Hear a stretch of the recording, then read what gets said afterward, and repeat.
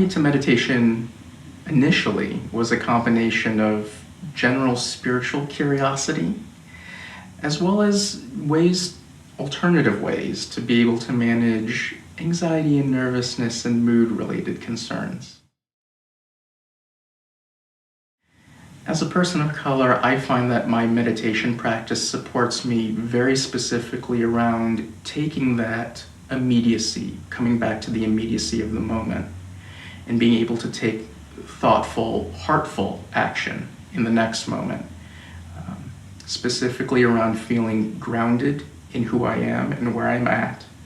and being able to act internally from a place of love and externally in a place of justice, in a way to paraphrase the activist and philosopher Cornel West, that justice is what love looks like in public.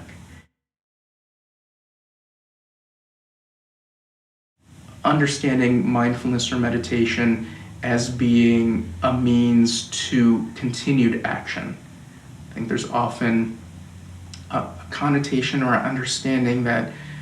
mindfulness remains very internal, very still, and almost state-like.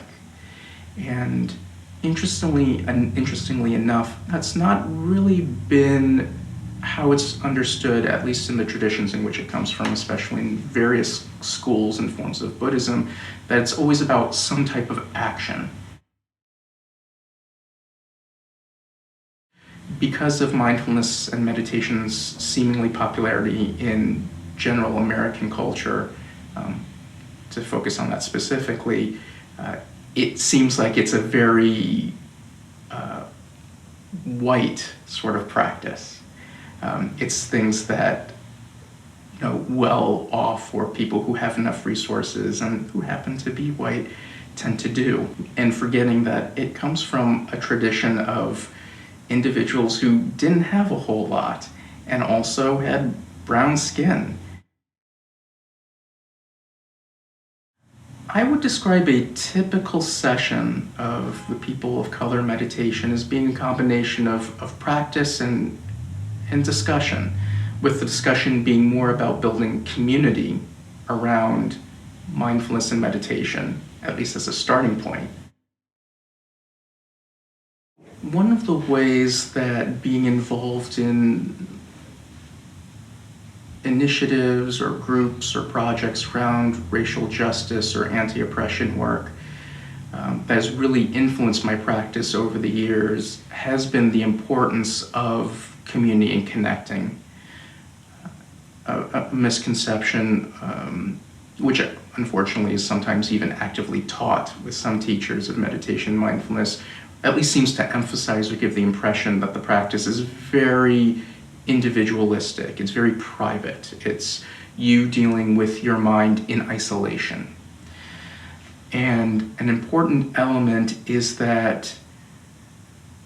meditation, mindfulness practices, and all the qualities and virtues that it helps to cultivate is very much a social and collective and community-based piece. A lot of the practices, from what I hear from people from other religious traditions who try meditation or mindfulness, is that it's not too different than some of the things that they've already been taught in their religious tradition, especially when we get down to the foundation or roots of some of the practices and exercises, about being able to center, being able to be grounded, being able to tap into innate compassion for all other beings, especially those who, all beings suffer, but especially those who are in the midst of suffering.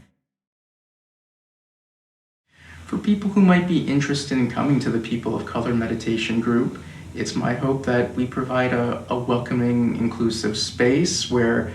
people can allow themselves to slow down and settle and know that they're not alone in the struggles that they're experiencing. The practice only just reveals what is,